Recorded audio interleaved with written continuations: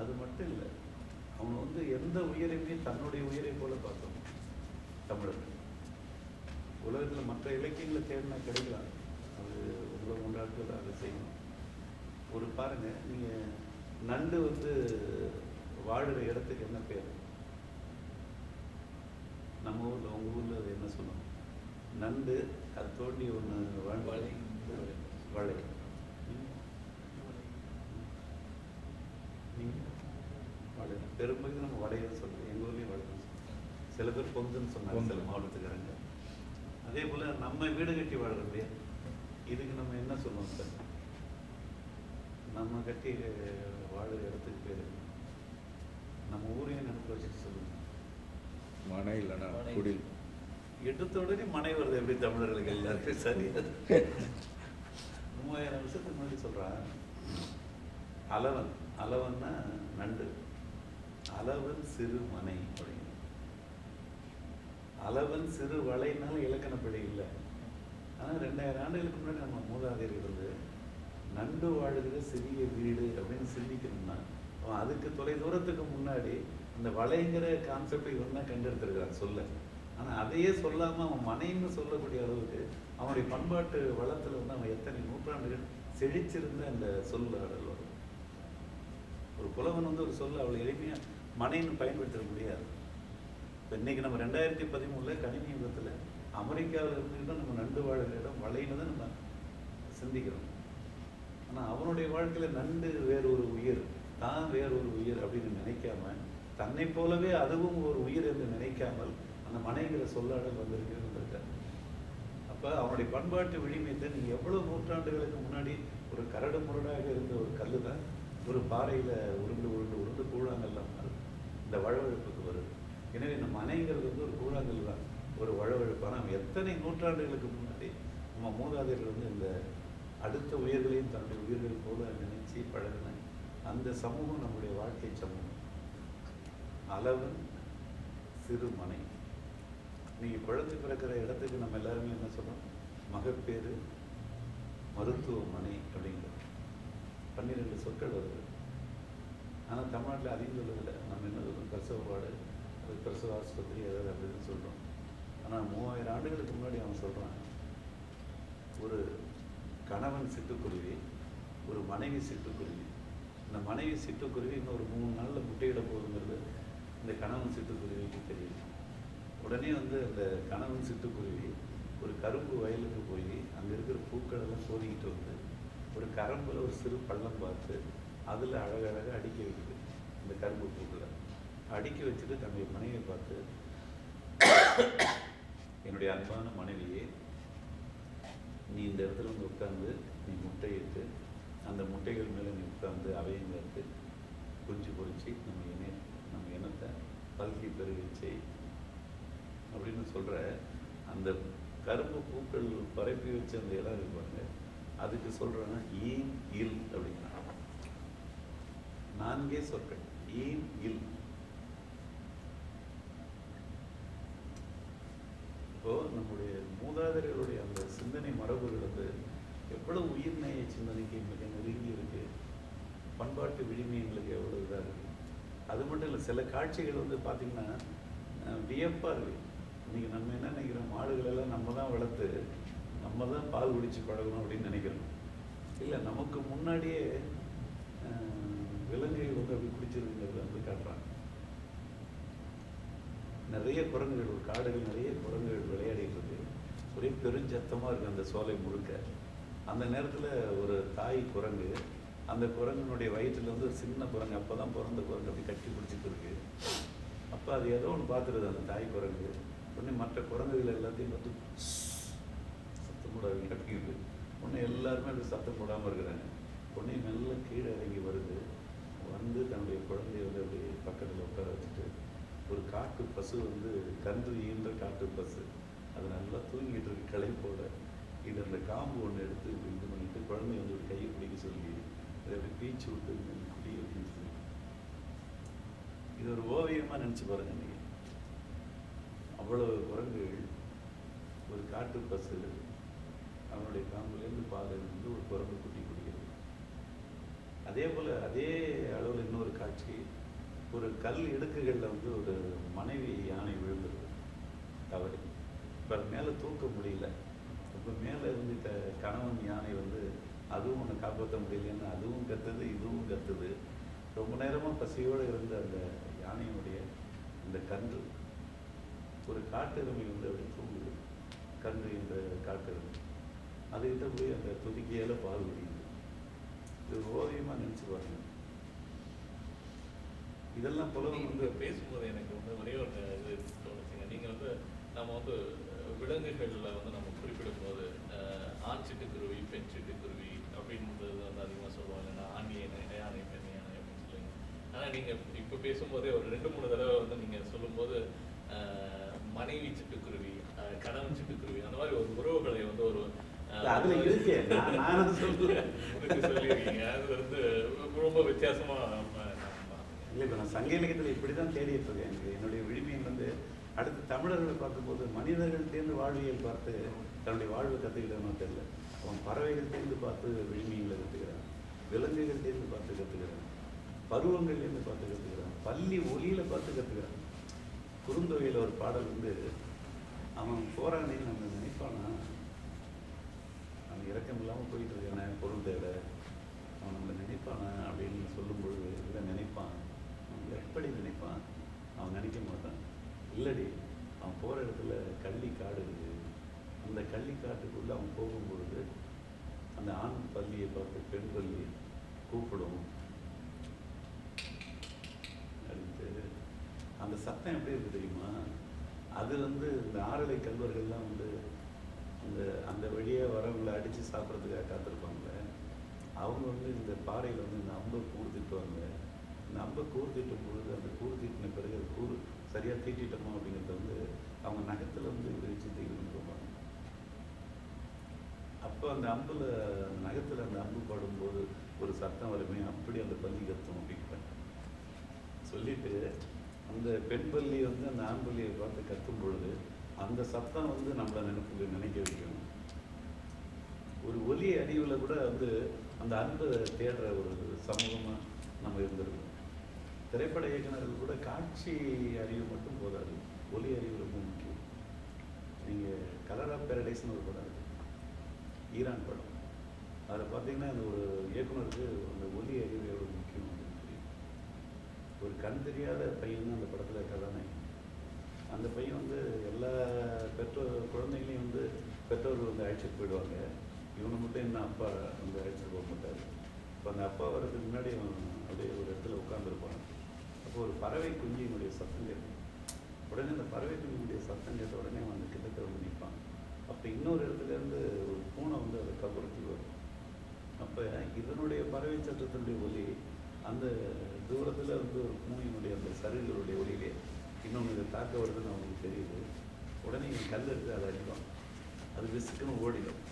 அதுக்கிட்ட இந்த பறவை குஞ்சு எடுத்து கையில் வச்சுக்கிட்டு இவன் அந்த மரத்தில் ஏறும். தவி ஏறி போய் இங்கே ஒரு 4-5 பறவை குஞ்சுகள் கத்துற சத்தம் கேட்கணும்.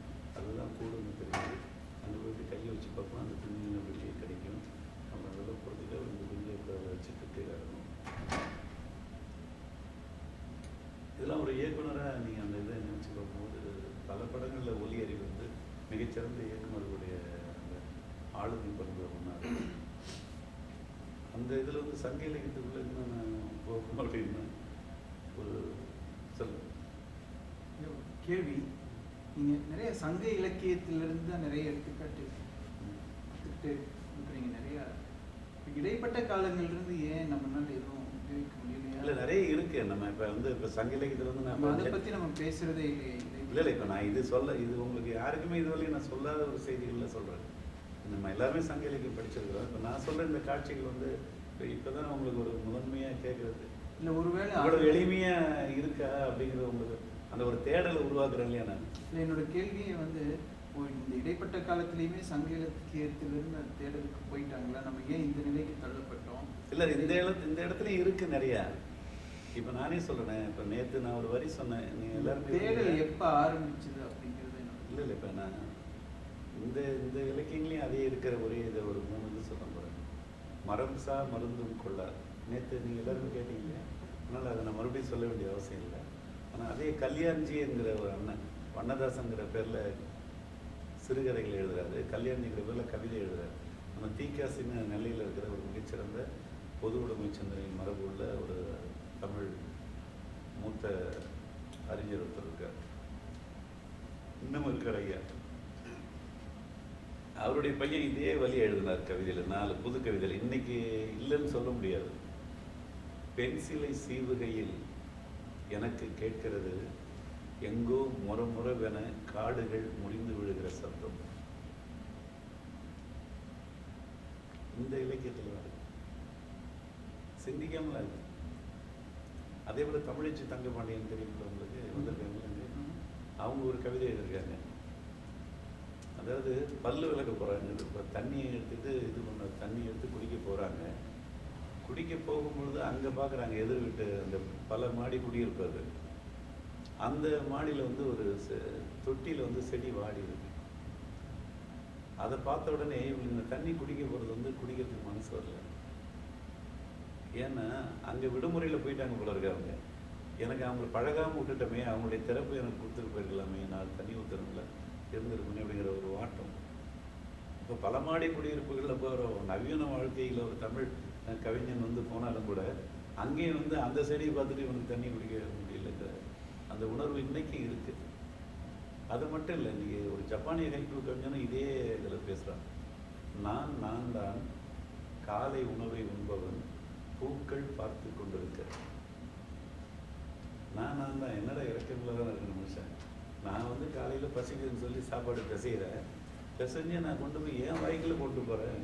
நீ எதிரில் 10 குழந்தைங்க வாயை பிறந்து பசியோடு இருக்குன்னு சொல்லி அந்த பூக்கள்லாம் அப்படியே மலர்ந்து பசியோடு இருக்கிற குழந்தைகள், அந்த குழந்தைகள் நான் இந்த சாப்பாட்டை வந்து அதுங்களுக்கு ஊட்டிட்டு இல்லை, நான் சாப்பிட்டுருக்கணும். நான் தான் காலை உணவை உண்பவன், பூக்கள் பார்த்து கொண்டிருக்காது.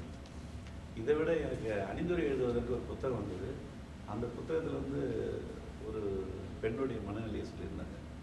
திருமணம் முடிஞ்சு பிறந்த வீட்டிலிருந்து புகுந்த வீட்டிற்கு புறப்படுகிற நேரம் அந்த வாசலில் நிற்கிற அந்த பொண்ணு.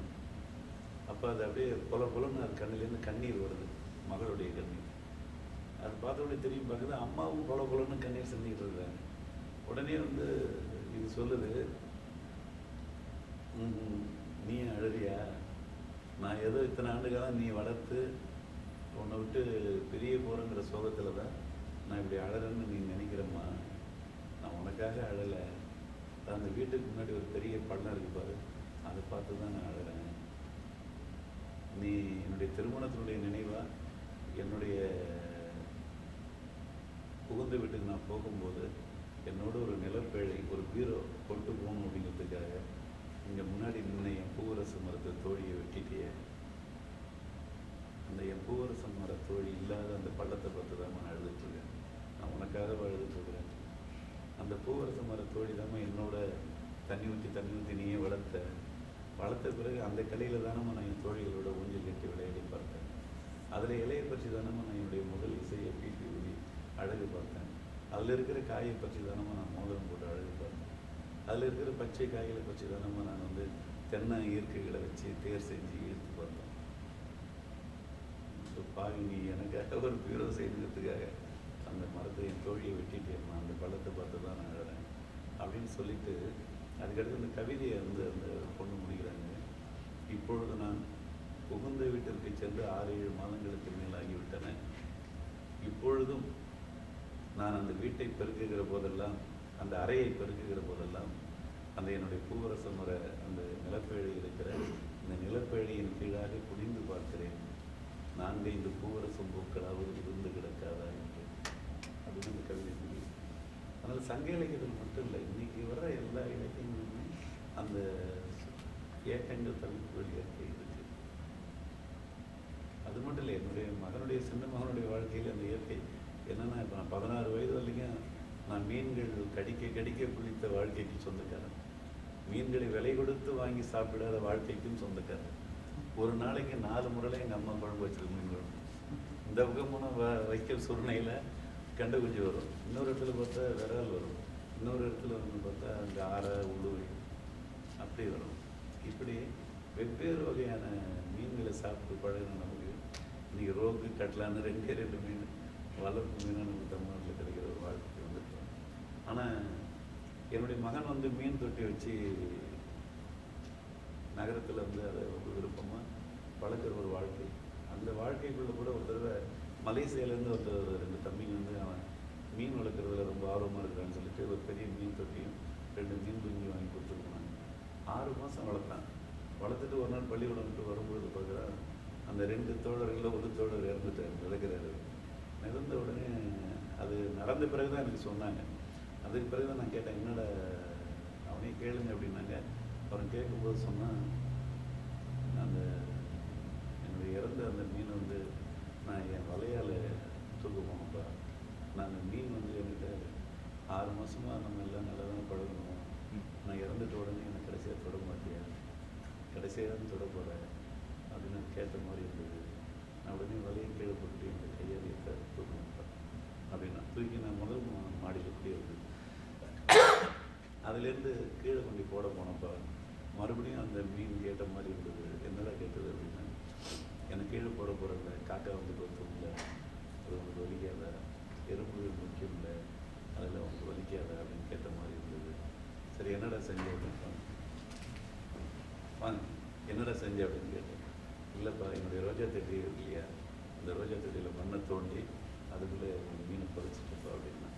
மீனை புதைச்சிட்டா அந்த மீனை புதைச்சிட்டாங்கப்பா, அது மக்கி போயிடும்ல, இனிமேல் ரோஜா செடி மொக்கு வைக்கும்ல, அது பூக்கும்ல, அந்த ரோஜா பூவில் என் மீனை பார்த்துருவோம்ப்பா அப்படின்னா.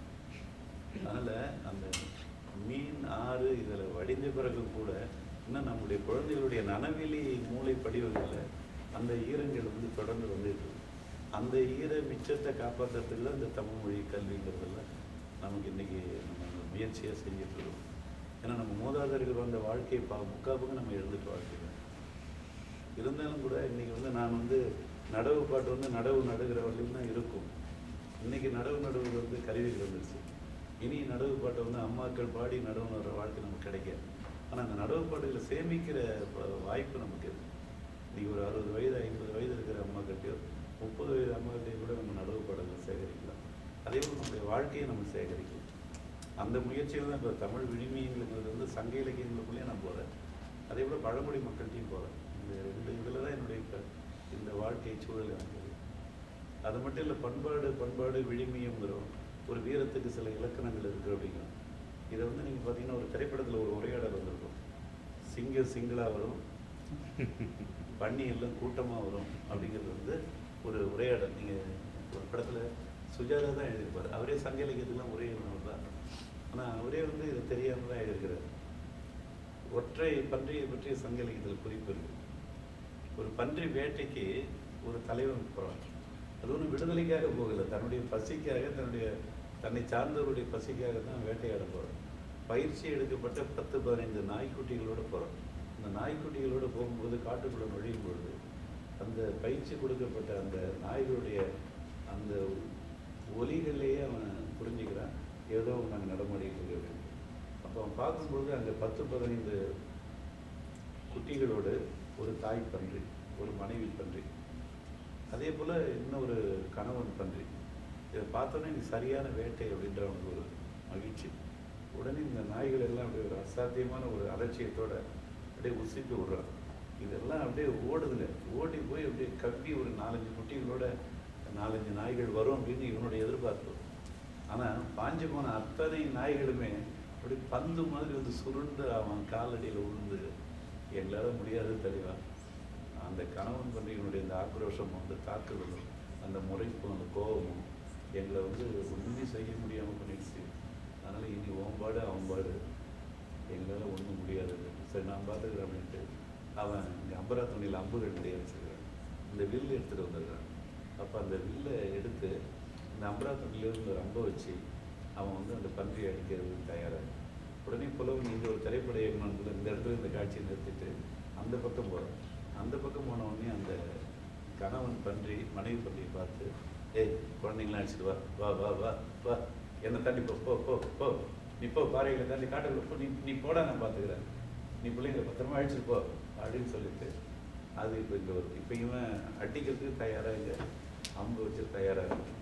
அங்கே அவன் அந்த பன்றி இருக்கான் வந்து கணவன் மட்டும் இப்போ ஒண்டி கொண்டு வர. நீ உண்மையிலேயே ஒரு ஆம்பளையாக இருந்தால் நீ வா பார்த்துக்கலாம் அப்படின்னு கூப்பிட்ற மாதிரி அப்படி நான் நிற்கிறேன், செம்மாந்து நிற்கிறான். பார்த்த உடனே இவனுக்கு அடித்தா ஒரு அடி தான், அது விழுந்துடும். ஆனால் அடடா எனக்கு சமமாக ஒரு வீரனை நீ சந்திச்சுட்டேன். உன் வீரம் என்னடா வீரம், என்னை ஒண்டி கொண்டி கூப்பிடுறா அப்படின்னு சொல்லிட்டு, இவ்வளவு வீரமான ஒன்றை நான் அடிப்பேனா? உன்னை அடித்து கொண்டுட்டு உன் மனைவியை கணவன் இல்லாத விதவை என்ன ஆக்குவேனா? நான் உன்னை அடிச்சுட்டு அந்த 10-15 பிள்ளைங்களை அப்பா இல்லாத பிள்ளை ஆக்குவேனா? நீ போட, நீ போய் உன் குடும்பத்தோட உன் குழந்தைங்களோட நீ நிம்மதியாக வாழ்ந்துக்க அப்படின்னு சொல்லிட்டு ஒரு மெல்லிய புன்னகையோடு திரும்பி போனான் தன்னுடைய நாய்களோடு அப்படின்னு எழுதுறான். 3000 ஆண்டுகளுக்கு முன்னாடி. எல்லாரும் ஆமாம், இதில் இப்போ கேட்டதில் எப்போ எல்லாரும் கேட்குற ஒரு கேள்வி, ஏன் எல்லாருமே சங்க இலக்கியத்தை மட்டும் சொல்கிறாங்க, நடுவில் இல்லை அப்படிங்கிறது வந்து நடுவில் வந்து நிறைய அழிஞ்சு போயிடுச்சு. ஆனால் அந்த சங்க இலக்கியத்தில் மட்டும்தான் வந்து நடைமுறை வாழ்க்கை முறையை சொல்லியிருக்காங்க. அதுக்கப்புறம் வந்து எல்லாமே புலவர்கள்லாம் போய் மன்னர்களை புகழ்ந்து நுழைஞ்சிட்டு இருந்ததுனால அதுகள் மட்டும்தான் நம்மகிட்ட கிடைச்சிச்சு. நமக்கு அப்பயும் எழுதியிருந்தாங்க, அதெல்லாம் நமக்கு கிடைக்காம போனதுதான் முக்கிய காரணம். அப்போ வந்து நடுவில் வந்து எல்லாமே வந்து இந்த மன்னர்களை புகழ்ந்து பாடுறது, அந்த மாதிரி அந்த அந்த சரித்திரத்தை சொல்கிறது, ப்ளஸ் அது மாதிரி அப்புறம் ப்ளஸ் வந்து கடவுளை பற்றி சொல்கிறது, இது மட்டும்தான் இருந்துச்சு. சங்க இலக்கியத்தில் தான் நடைமுறை வாழ்க்கையில் மக்கள் எப்படி வாழ்ந்தாங்க அப்படின்னு இருந்தது. நடைமுறை நமக்கு அழியப்பட்டது தான், அதனால் இருந்துச்சு நமக்கு. ஆனால் அதுக்குரிய நூல்கள் வந்து நமக்கு கிடைக்கல. அது ரொம்ப வந்து கால அடிப்படையில் பார்த்தா சங்க இலக்கியத்துக்குள்ளேயே நம்மளுடைய தூய்மையான வாழ்க்கையும் இருக்குது, பிற கலப்பு உள்ள வந்த சூழல்களும் இருக்குது, காலகட்டங்களும் இருக்குது. அதே கால அடிப்படையில் ஆய்வு செய்ய வேண்டிய கடமை இனிமேல் வர ஆய்வாளர்களுக்கு அதெல்லாம் நிறைய இருக்கு. நான் கேள்விப்பட்டது இன்னும் ஆய்வு செய்யப்படாத நூல்கள் நிறைய இருக்குன்னு சொல்றாங்க. இல்லை, இந்த நூல்களுக்குள்ளதான் ஆய்வு செய்யணும். அது காலந்தோறும் மறு வாசிப்புக்கு ஆளாகும் ஒவ்வொரு காலகட்டத்தில். இப்போ நீங்கள் தமிழ் வந்து தொடக்கத்தில் யார் கையில் இருந்தது? இப்போ பாரதிக்கு பிறகே சொல்லுங்கள், சிறுகதையில் யார் மிகச்சிறந்த தொடக்க நிலை சிறுகதையாளர்கள் யாருன்னு பாருங்க. யார் வருவாங்க? தமிழர்கள் வருவாங்க?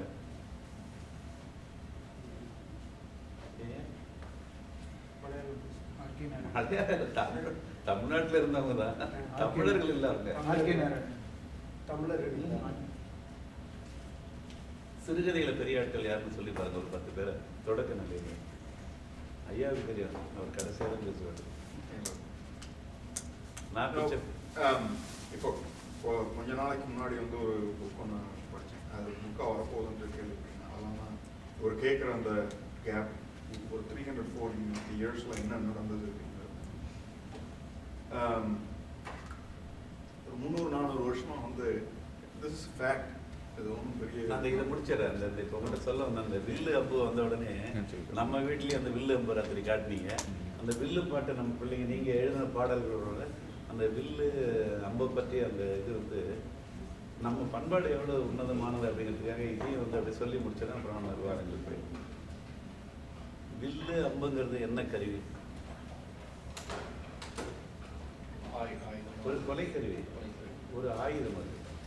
ஆனால் வடநாட்டுக்காரர்கள் இன்னமும் கம்பராமாயணம் அந்த ராமாயணத்தை வச்சுக்கிட்டு இன்னமும் வடநாட்டில் இருந்து வாஜ்பாய் கையில் வில் அம்பு கொடுக்குறாங்க, அத்வானி கையில் வில் அம்பு கொடுக்குறாங்க. இத்தாலியிலிருந்து வந்து நம்மளுடையன்னு சொல்ல முடியாது, அந்த அம்மா கையிலையும் வில் அம்பு கொடுத்து எங்கே பார்த்து அடிக்க வைக்கிறாங்க?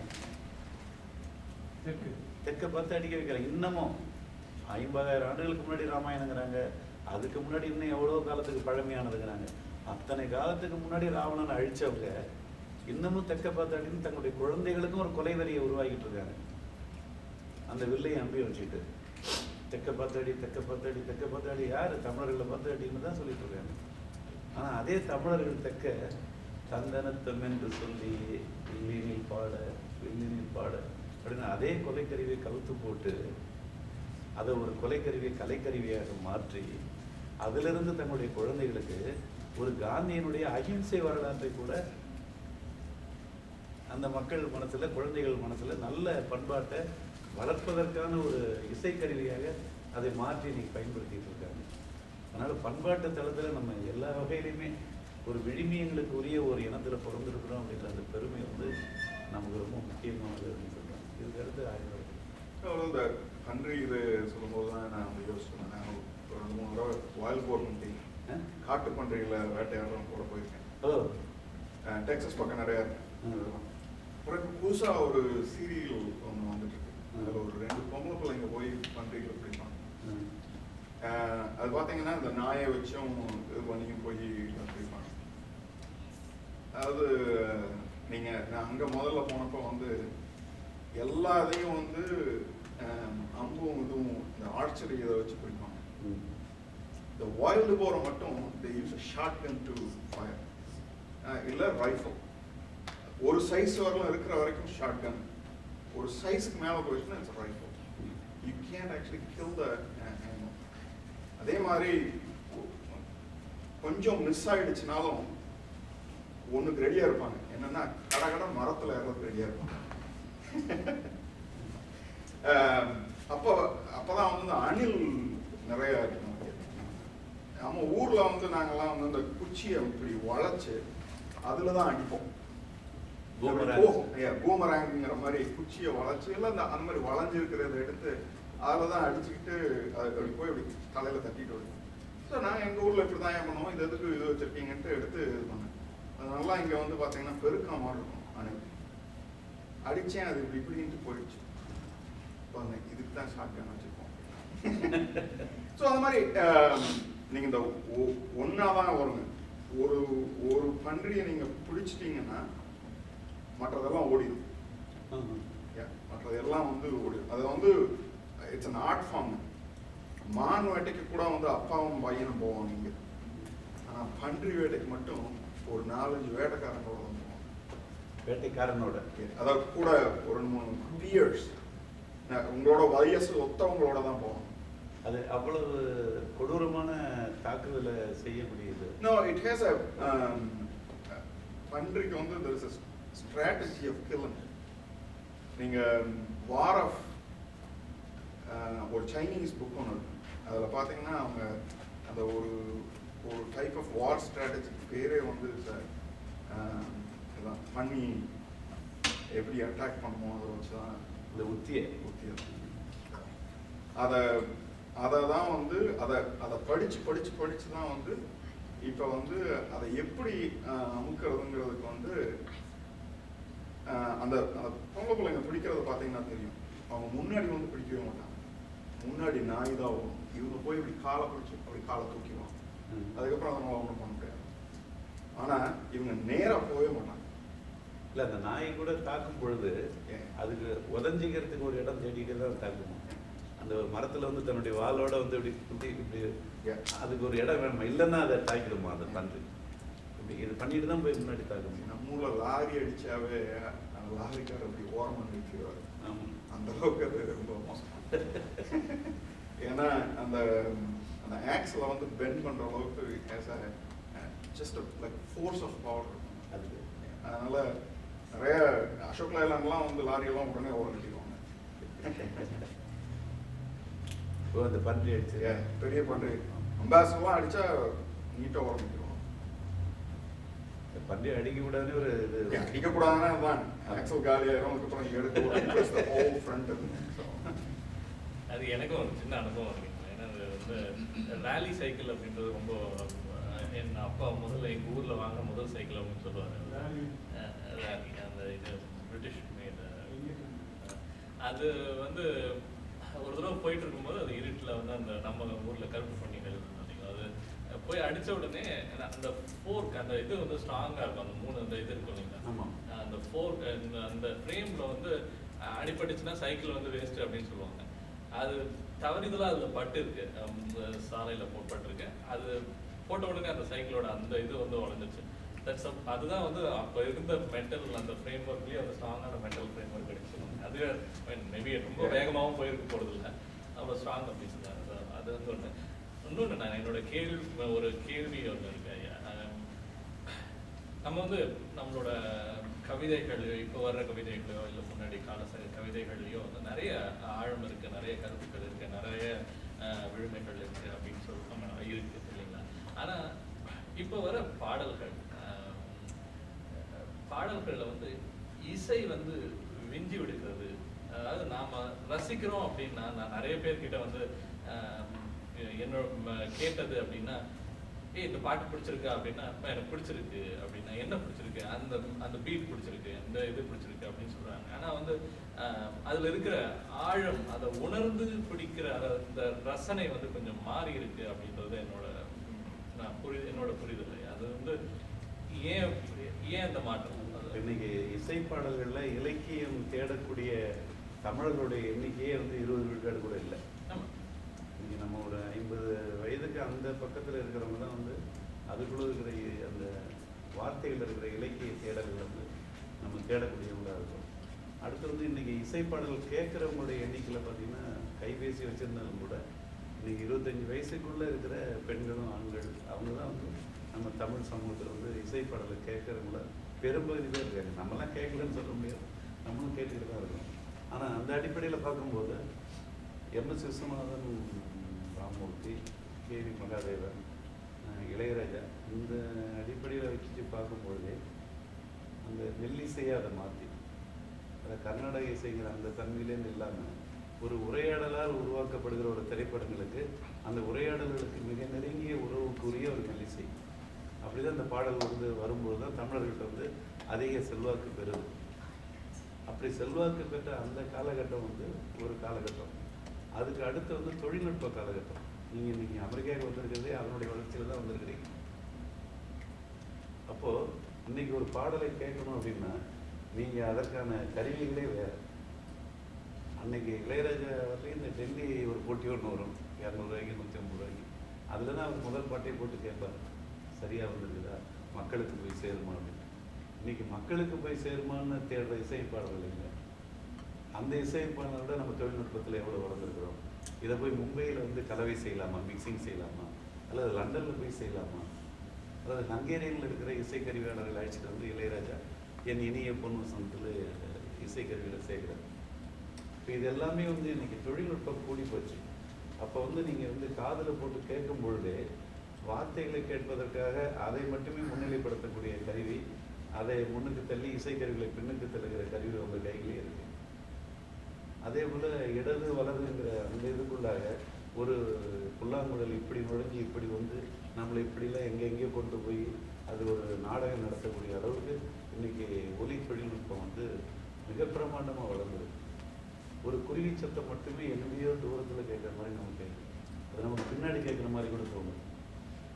ஆனால் இன்னைக்கு தொழில்நுட்பம் வளர்ந்த உலகத்துக்குள்ள நமக்கு வந்து இசை அழகுகளோடையும் கேட்கலாம், ஒலி அந்த அடுக்குகளோடு அது வந்து வர அந்த அழகுகளுக்காக ஒரு தடவை கேட்கலாம், இலக்கியத்திற்காகவும் நம்ம கேட்கலாம்.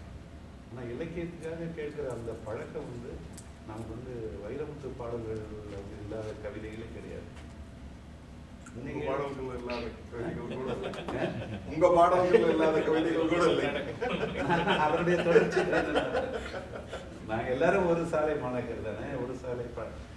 அந்த அடிப்படையில் இன்னைக்கு எழுதுகிற தாமரையினுடைய பாடல், இன்னைக்கு எழுதுகிற யுகபாரதி பாடல், இன்னைக்கு எழுதுகிற காக்கி நம்ம வைரமுத்தினுடைய பையன் எழுதுகிற பாடல், எல்லாத்துலேயுமே இலக்கியங்கள் இருக்கு. உண்மையிலேயே சொல்ல போனால் எங்களுடைய மூத்தவர்கள் வந்து மிகச் சிறப்பாக எழுதினார்கள். ஆனால் அவர்களுக்கு குறைந்த அளவுக்கு என் தம்பிகள் ஒன்றும் எழுதலை. இன்னைக்கு நீங்கள் போட்டிக்கு வந்தீங்கன்னா இலக்கியமா இது இலக்கியமா அது இலக்கியமானு நம்ம போட்டி போய், ஏன்னா அப்பா பெரியவரா அம்மா பெரியவரா அல்லது தம்பி பெரியவனா அப்படி அது கேட்கறது தவறு.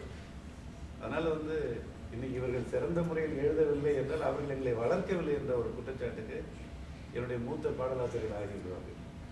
அதனால அப்படியே உடுமலை நாராயண கவியினுடைய பகுத்தறிவு கவிதை பாடல்கள் இருக்கு. அவர் தான் என்எஸ்கேல நிறைய.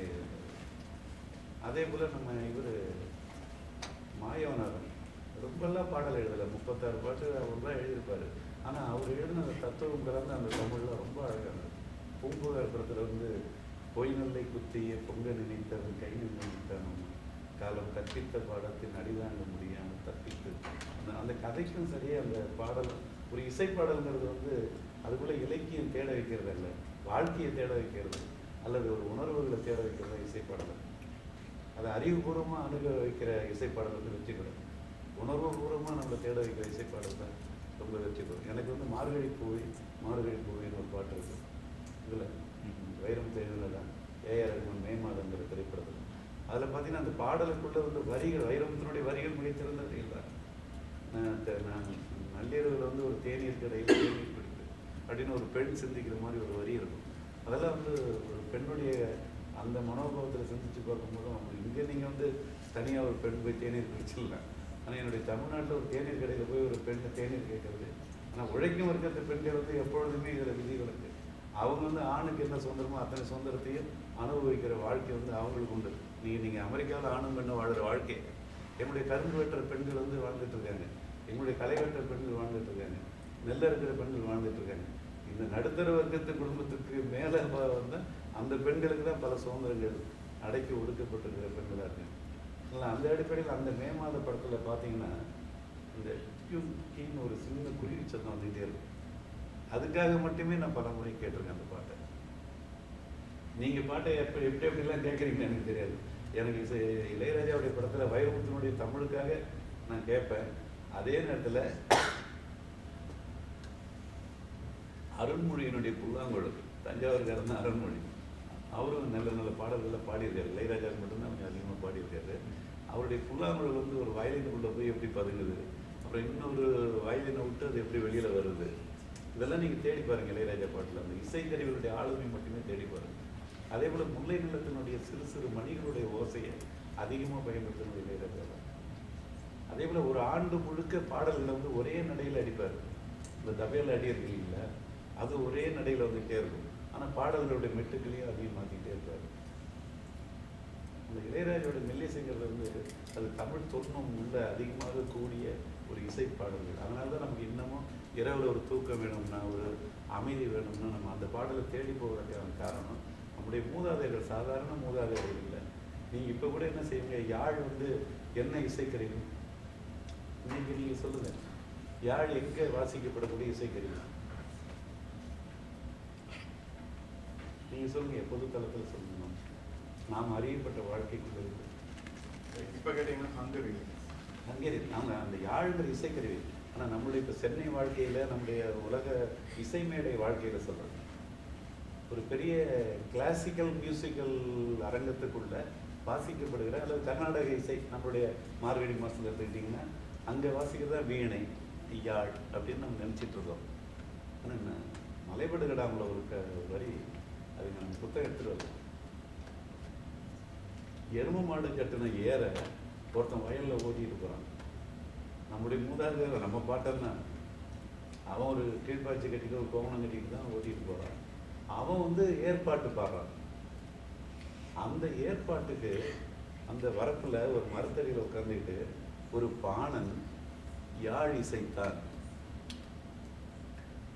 அந்த எருமாடு கட்டி ஏரோட்டின ஒரு தமிழனுடைய ஒரு ஏற்பாட்டுக்கு ஒரு பாணன் யாழ் வாசிச்சிருக்கிறான்.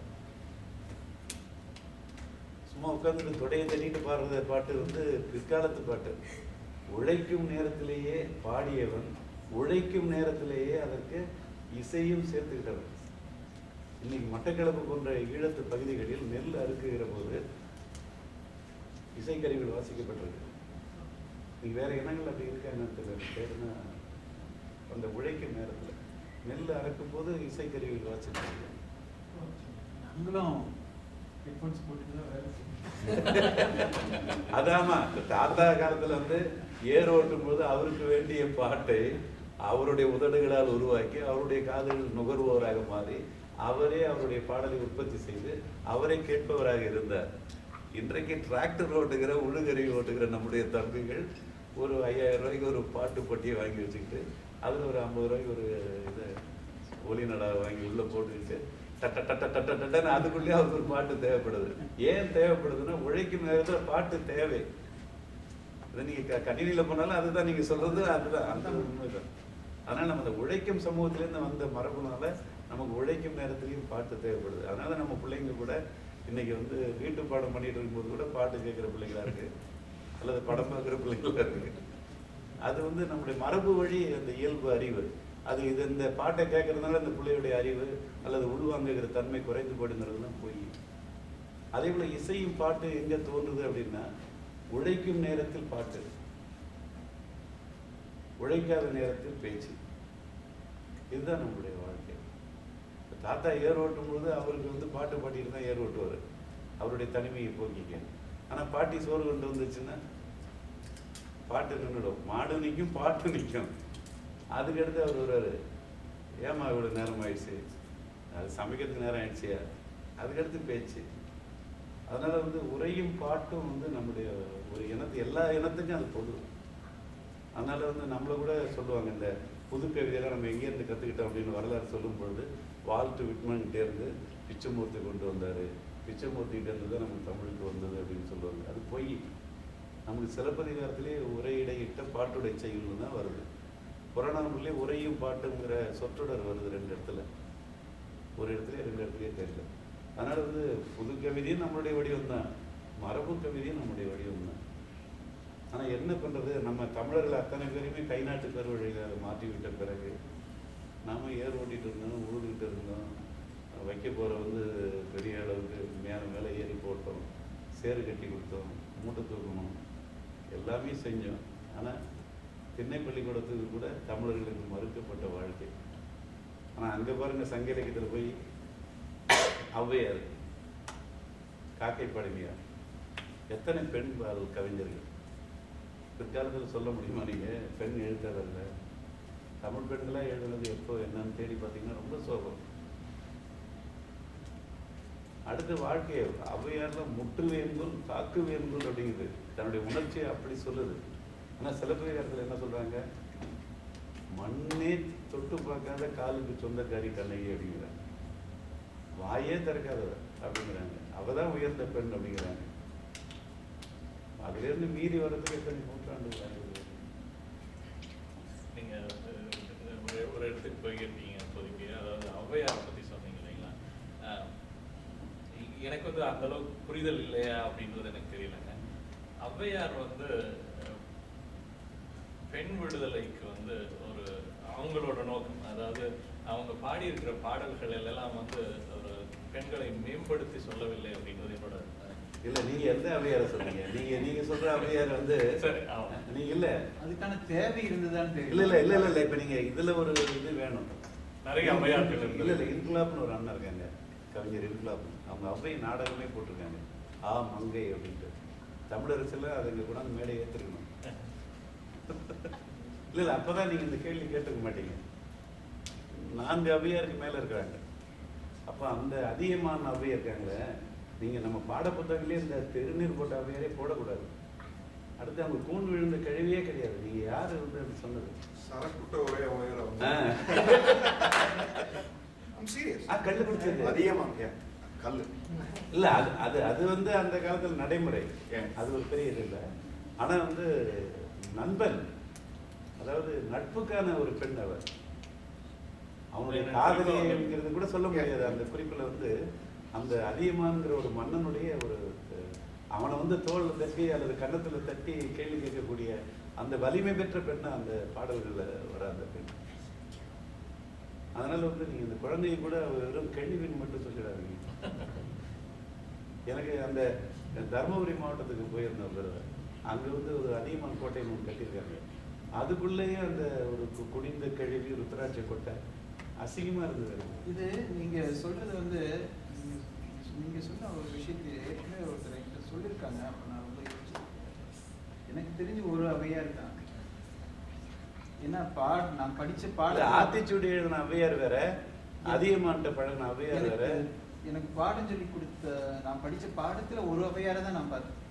இல்ல இப்ப சொல்லி கொடுக்காம விட்டுட்டாங்களா இல்ல இன்னும் இல்ல கால அடிப்படையில வெவ்வேறு ஔவையார் இருக்கு, அது சொல்லி கொடுக்கல. சரி, இங்கதான் வந்து நமக்கு வந்து ஒரு பெரிய பிரச்சனை என்னன்னு சொல்லி கேட்டீங்கன்னா, நீங்க எல்லாமே பள்ளிக்கூடத்துல சொல்லி தரணும் அப்படின்னு நீங்க நினைக்கிறீங்க. ரைட், நீங்க எல்லாமே பள்ளிக்கூடத்துல சொல்லி தரணும்னு நினைக்கிறீங்க. எத்தனை வாத்தியார் நீங்க இன்னைக்கு போடுற அல்காரிதம் எந்த ஸ்கூல்ல உட்காந்து சொல்லி கொடுத்தாரு? He only told you how to think in the algorithmic way. You developed your algorithm, but you never invested time in doing your job. You never invested time in how your forefathers were. நான் என்கிட்ட பேசுகிற பசங்கள்கிட்ட பேசும்போது நான் கேட்டேன், உங்கள் அப்பாவுக்கு முன்னாடி இருக்கிற தாத்தாவுக்கு முன்னாடி இருக்கிற தாத்தாவுக்கு முன்னாடி இருக்கிற ஒருத்தரோட பேரை சொல்லுவோம் தெரியல அப்படின்னா, அந்த அளவுக்கு தான் உன்னோட ஹிஸ்ட்ரியை உங்கூட்டு ஹிஸ்ட்ரியே நீ படிச்சிருக்க. இங்க இது கூட வந்து பாத்தீங்கன்னா தாய் தமிழ்நாட்டுல தான் இந்த பிரச்சனை. அவங்க ஈழத்துல யாராவது ஒருத்தவங்க இறந்துட்டா ஒரு நினைவு புத்தகம் போடுறாங்க.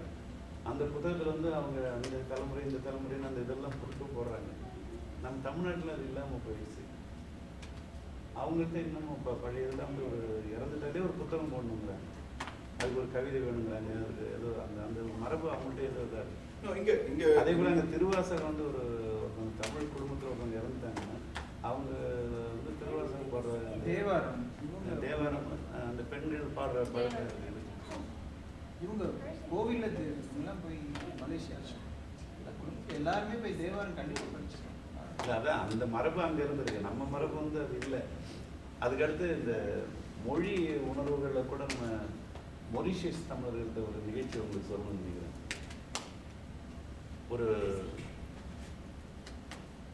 அவங்களுக்கெல்லாம் தமிழ் பேச தெரியாத தமிழர்கள் மொரிஷியஸில் கிரியூர் ஏதோ ஒரு பிரெஞ்சுக்காரங்க